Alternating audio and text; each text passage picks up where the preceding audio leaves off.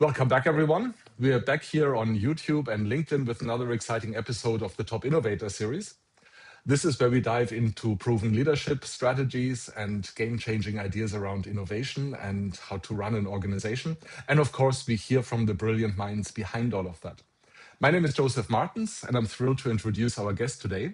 With us today is Alan Crouch. Alan is the VP of Cloud and DevSecOps with Steampunk. Before that, he held other tech leadership positions for various companies, including Lockheed Martin, and today we're thrilled to have him with us. Alan, it's an absolute pleasure to have you here in the conversation. Thanks for having me. Awesome. So, Alan, you know the topic is leadership. And you're clearly super successful in your journey as a leader. When you reflect on your own journey, on your own evolution as a leader, what do you think are some of the ingredients for your success? What are some of the reasons that got you to where you are? Oh man, I'm a believer in a couple of things, and you'll hear it when I work with customers. You'll hear it when I talk to my employees. A lot of times, brilliance in the basics is something that people don't do very well. Okay. You got to be able to do the simple things really well to be able to do more complex things on top of them. You got to have a strong foundation. So, just being able to communicate with people, whether that's written, oral, it's a basic skill, but it's really, really important. Probably two is understanding that when we're in a technology business or technology ecosystem, at the end of the day, it's about humans. Right. And understanding how to leverage people is the difference between a good leader and a bad leader. We have people that are all unique puzzle pieces. They're shaped differently. They have different understanding. And when you put together people in different teams or in different places, you may have an amazing architect who's not good at a different role that requires them to speak, in front of customers all the time. Right. So you got to know like where people excel, where's their special sauce, and put them in the right places to succeed and just, deliver. So that's probably my second thing is understanding the people component. And my third thing is, I started as, a developer, wanting to be a developer for a long time. And I said, I should probably understand something about cybersecurity. And that got me into a different area. And when I got there, I said, man, they don't apply good software practices to how they scan devices. It's all spreadsheets. It's so stupid.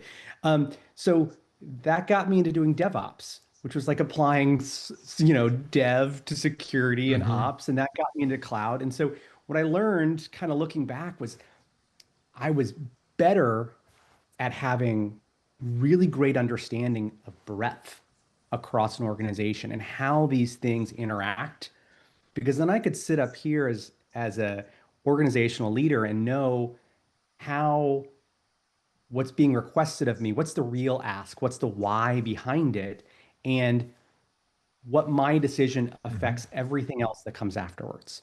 Got it. And so having breadth of the organization is really, really important.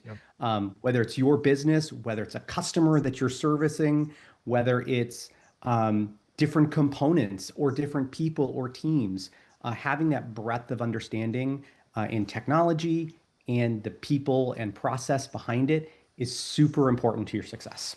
Yep. So I love these three things. I don't know.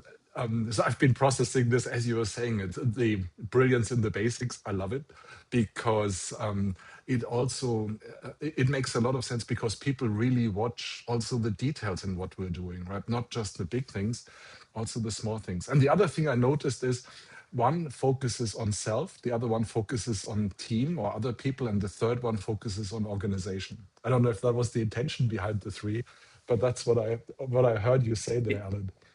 It is, you have to have all three. Like, Yep. I mean, it is really important, you have to be self-reflective. You have to understand, who you're working with, and you do have to understand how all those things work together. So it is, a culmination of 20 25 years of learning in the professional world, how to be successful. Yep, got it. So that was sort of the reflection that I asked you for, Alan. Now I would like to hear some anecdotes, if we find any that are possible to share here. Was there a moment where you felt this was important in your leadership journey, in terms of you learned something? It was an aha moment. It was a breakthrough moment, maybe. It was a surprise. Something where, as a leader, you felt it was a special moment. Something happened there. Um, I I worked on a program that is now a long time ago called Healthcare.gov. It was the original launch of Obamacare a long, long So time ago. you were the one. Yeah, I remember being on that project. It was hard, Mhm, and for a lot of reasons. There was a very short timeline. mhm. There was a lot going on. It was a big change to how American healthcare happened, Yep. and one of the things that I I remember going and I was at the time more of a doer than maybe a leader, but I remember telling some very high executives in the room, I said, you know, we're supposed to launch in a couple months and we're going to fail. This is not Wow. ready to go. Wow. Mhm, And I said, it's it's no one's on the same page. They're all over the place. Like mhm. you've no strategy. It's just throwing darts at a wall. And they told me, well, you need to be a team player. And I said, being a team player is telling you the hard truths. Mhm. Yep. Being a team player is not just accepting drinking the Kool-Aid. Mhm. Um, and I do remember I was fired from that project unceremoniously the day Whoa. before, Okay.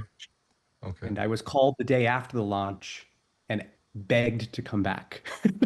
And I remember saying no. I was like, no, no, I will not. Yeah.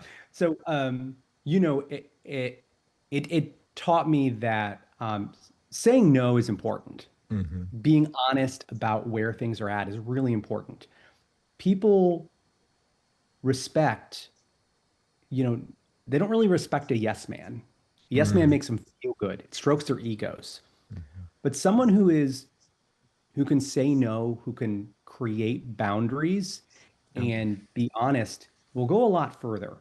Um, and what it taught me was in that moment of even being let go and then the next day being asked, save us, was it wasn't about whether I was right or wrong. It was about their ego in their Yep. decision making. Yep. And Yep. and they ultimately failed as an organization and as um, technical leaders in that space. We all kind of saw the news, what happened. We all saw the congressional inquiries and everything else that Wow. transpired as a result. And it wasn't. It was about ego. It was Yeah. about a lot of things, but it wasn't about you know being honest, Yeah. delivering, um, and having a good understanding of will you be successful or not, and when you're delivering for a customer, are you telling them the truth about Mm. will they be successful? Because at the end of the day, Yeah. we were supporting a cause much bigger than contractor, federal Right. contractor. Absolutely. It, Yeah. it was it was Yeah. servicing a new healthcare system for Yeah. the United States. Yeah. That's a really cool story. And what a powerful situation to say no to that. Right. I get it that this really shapes a lot of the journey. Yeah. I Let think me. you learn Mhm. you learn from failure a lot more than you learn from success. But it doesn't sound like this was a failure, at least not a personal failure. That it doesn't sound like that to me. It sounds like, I mean, sure, the project ultimately wasn't a highlight, Oh, probably, but well, yeah, and that's mm, the thing. I think years of reflection, a decade plus of yeah. reflection. Uh, you know, the moment coming out of that, I had a lot of emotions. Mm, I had never been told like I wasn't good, and we're gonna let hmm, you go. And that was like it hurt, but I was also okay with it because I was mentally frustrated and done, but all that kind of failure in hindsight, years later, I was like, I learned a lot about myself and learned what not Yeah. to do when I was Yeah. leading technology programs. Yeah. Um, when I was in the shoes of somebody making the ultimate decision and asking my team, are we going to be successful or not? You know, I wasn't going to make everyone drink the Kool-Aid. And so I always learn, as a firstborn child, your parents say, don't touch the stove. And so if you can learn from someone else's mistakes live and not touch the hot stove, you're just going to be you're going to be a lot more successful. And so, Yeah. that's not the case for, the middle child who always has to touch the stove every time to learn. And that's Yeah. not where I lived. And I'm a little grateful for that. Got it. Got it. Now, we talked about the past. Let me take a look at where you are today, Alan. And this is not a question about companies or positions or so. It's still a question about your leadership journey. When you look at where you are today, what's an area where you think you can grow? What's an area where you see there is more? There is room for a next step for me. Wow. So I'll say I am in a hypergrowth company. Okay. And what I mean by that, in 5 years, we've had, you know, really tremendous growth. And I, Hmm. oversaw a group of just a handful of people when I joined 5+ years ago. And now it's 250, 300. And that's a lot. Yeah. And what I learn is that it's easy sometimes to run small things when you kind of have to constantly relearn and reset and go, what worked for me at 50 and it doesn't work for me at 100, and that doesn't work at 200, and that doesn't work at 300. Um, it's a constant challenge to figure out, like, man, how do people do this at 400? Like, and at 500, and how to stick that landing. So I think I'm constantly learning, um, you know, how to evolve as an organization changes, as the culture changes, and um, as you have less and less control over that Yeah. culture. Um, it's a small, you have, you can put your thumb on the scale. Yeah. When it's big, y- you can blow in the direction, but you're not necessarily going to make a giant, Mm. change one way or the other in the culture of that behemoth. So I've that's the one thing that I'm constantly learning is Mm.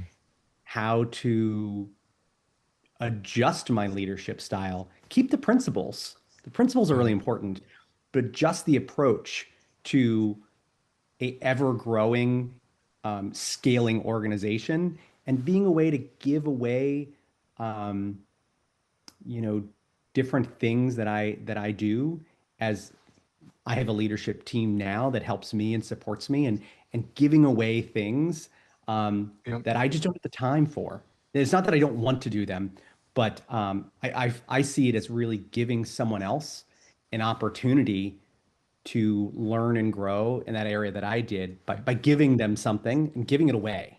Yeah. And so that's really two hard things to do, is for me personally, is giving the things away and really Hmm. adapting to constant change and growth. Yeah.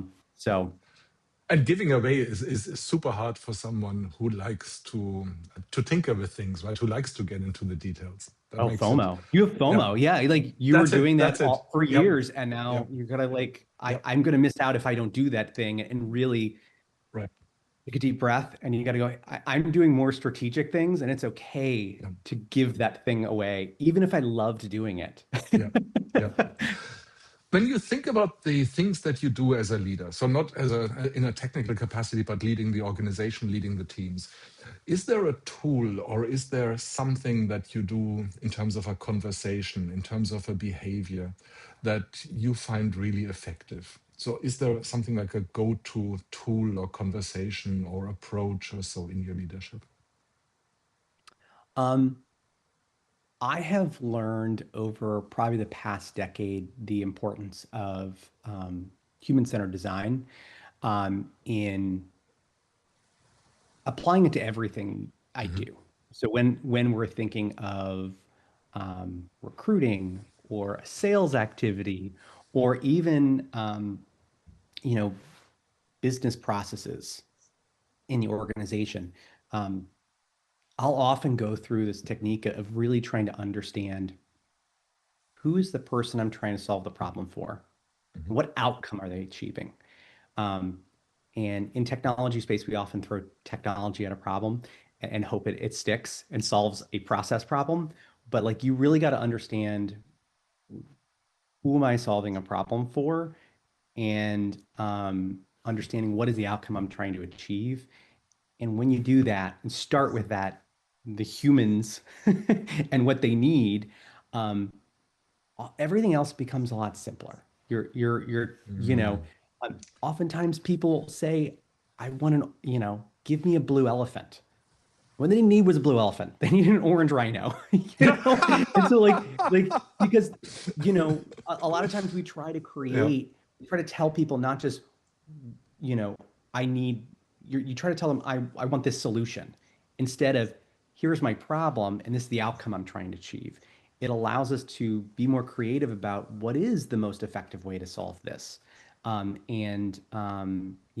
Look at it through different lenses. And so human-centered design is really an approach that I've applied in a lot of ways to Hmm. try to understand, everything around me and Yeah. why I do what I do. Very neat. Got it. Now let's take a peek into the future for a moment, Alan. And I know we don't have a perfect crystal ball, it's always murky, but let's just speculate. If we were to have this conversation again in about 5 years' time, and we were reminiscing about how things were over the last 5 years, what do you think will have changed in leadership over those 5 years? Oh man, I'm a little worried in the sense that I think sometimes as things like AI come into the space, that sometimes critical thinking may come out. Mm. Um, and there's a tendency on these new technologies to kind of want to jump the bandwagon. And um, I've learned, I guess, back to the basics. Uh, Developers are lazy people, and I'm a developer at heart. And we say that in the developer community because we try to come up with the simplest solution to get the job done. But that applies to every person. Every person is inherently lazy, right? It's why we buy DoorDash Mhm. instead of cooking at home. And AI is a great tool. It can help us do lots of different things, but it also may become a crutch, especially in leadership, right?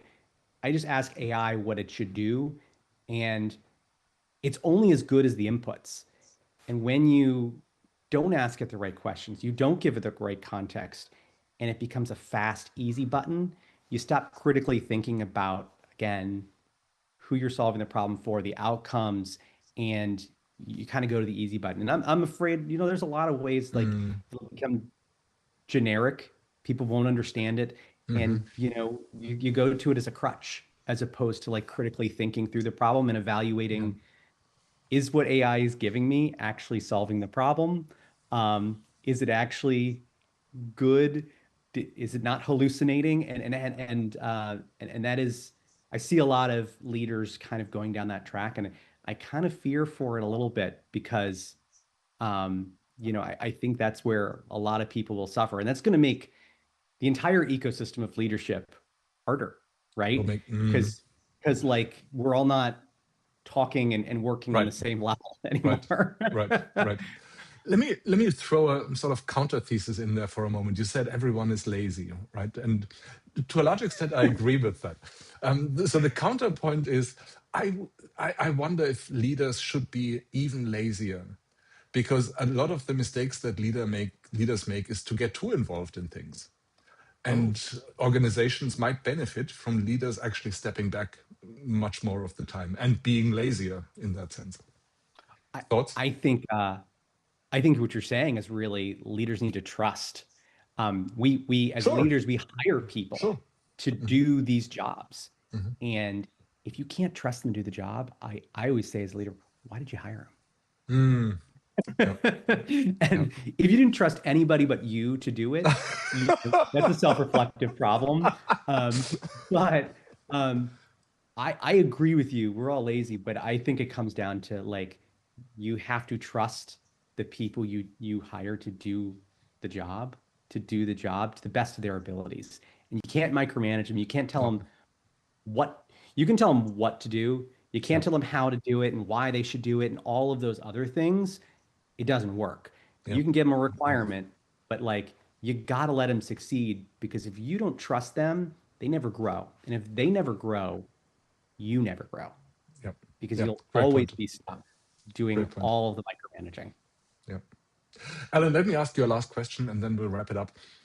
When you look at the leadership that generally takes place, not just in your organization, just think of tech leaders that you've encountered throughout your journey, and you could do one thing different. You had a magic wand and you could change one thing about how most people lead. What would you do?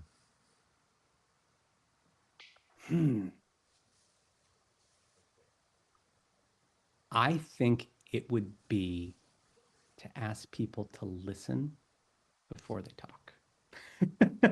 Okay. And I think there's sometimes a tendency, and I say this as pot calling the kettle black, is a tendency to want to come in with the answers, and you may all have the answers. Sometimes it's better if we sit and listen and let the team go through the consternation to come to the answer you've already arrived at. And that's a really, really hard thing to do. Sometimes as leaders, you need to listen because you don't have all the facts. Because again, you're not there every day. You're not on the ground every day. Yeah.